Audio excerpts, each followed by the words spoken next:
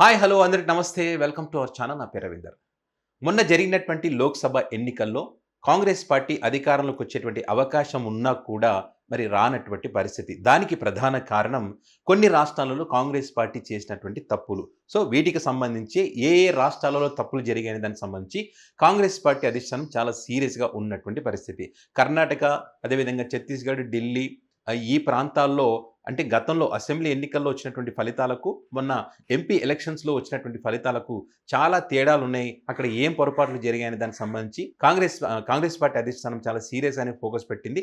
ముఖ్యంగా తెలంగాణ రాష్ట్రానికి సంబంధించి రేవంత్ రెడ్డి ఫెయిల్యూర్స్ ఎక్కువగా ఉన్నాయనే భావనలో కాంగ్రెస్ పార్టీ అధిష్టానం ఉన్నట్టుగా ఇప్పుడు వార్తలొస్తా ఉన్నాయి. దానికి ప్రధాన కారణం ఏంటంటే, ఏదైతే మొన్న జరిగినటువంటి ఎలక్షన్స్ ఏవైతే ఉన్నాయో, ఆ ఎలక్షన్ ఫలితాలు వచ్చినటువంటి మరుసటి రోజే కేసీ వేణుగోపాల్ అంటే జాతీయ ప్రధాన కార్యదర్శి ఎవరైతే ఉన్నారో కాంగ్రెస్ పార్టీకి సంబంధించి, ఆయన వాళ్ళకి ఫోన్ చేసి, మనం ఎలక్షన్స్‌కు ముందే ఒక సమీక్ష ఏర్పాటు చేసుకున్నాము.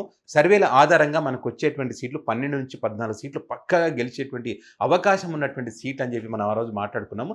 గట్టిగా కష్టపడితే 14 సీట్లు వస్తాయి లేదా 12 సీట్లు వచ్చేటువంటి అవకాశం ఉందని చెప్పి అనుకున్నటువంటి తరుణంలో మనకు వచ్చినటువంటి సీట్లు 8. ఎక్కడ పొరపాటు జరిగిందని వారి మీద సీరియస్ అయినటువంటి పరిస్థితి. ఏది బట్టి విక్రమార్క, అదేవిధంగా రేవంత్ రెడ్డి, దీపదాస్ మున్షి పైన. సో ఎక్కడ పొరపాటు జరిగింది?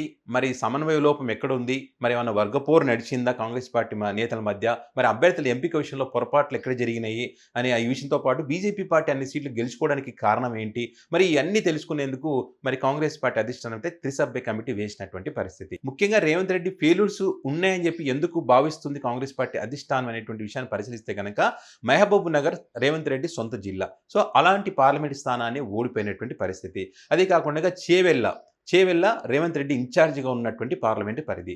ఆ చేవెళ్ళలో కూడా ఓడిపోయినటువంటి పరిస్థితి. మల్కాజిగిరి కూడా ఆయన గతంలో ఎంపీగా చేసినటువంటి పరిస్థితి. అక్కడ అభ్యర్థిని కూడా ఈయన చెప్పినటువంటి వ్యక్తినే, సునీతారెడ్డిని అక్కడ అభ్యర్థిగా పెట్టినటువంటి పరిస్థితి. చేవెళ్ళ కూడా అదే రకంగా అభ్యర్థిని పెట్టినటువంటి పరిస్థితి. ఈ 3 స్థానాలు కూడా రేవంత్ రెడ్డి పరిధిలో ఉన్నటువంటి ఈ 3 స్థానాలు, ఆయన ఇన్ఛార్జిగా ఉన్నటువంటి 3 స్థానాలు కూడా ఓడిపోయినటువంటి పరిస్థితి.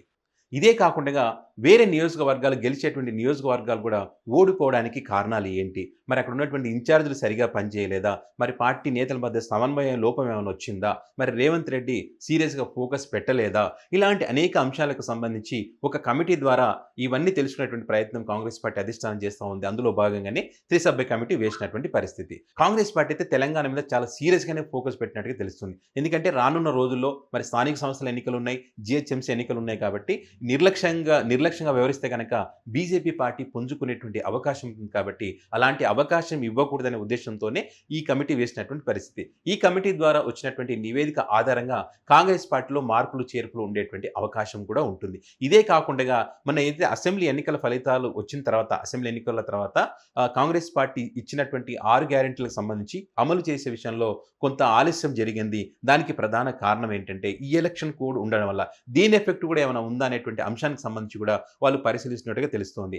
ఏదేమైనా కూడా అన్ని ఎలక్షన్స్ అయిపోయినాయి, ఎన్నికల కోడ్ కూడా అయిపోయింది కాబట్టి ఇక పాలన మీద దృష్టి పెట్టాలని చెప్పి మరి కాంగ్రెస్ పార్టీ నాయకులకు చెప్పినటువంటి పరిస్థితి. సో వారు ఇచ్చినటువంటి హామీల అమలుకు సంబంధించి అందులో భాగంగానే రేవంత్ రెడ్డి కూడా రుణమాఫీ చేస్తానని ఏదైతే హామీ ఇచ్చారో ఈ అంశానికి సంబంధించి సీరియస్‌గా ఫోకస్ పెట్టారు. అది ఆగస్టు 10 లోపుగా రుణమాఫీ చేసేటువంటి అవకాశం ఉంది. అది విడతల వారీగా చేస్తారా, లేకపోతే ఒకే దఫాలో చేస్తారనేటువంటిది మాత్రం ప్రస్తుతం అది కొంచెం దానికి సంబంధించి చర్చిస్తున్నటువంటి పరిస్థితి.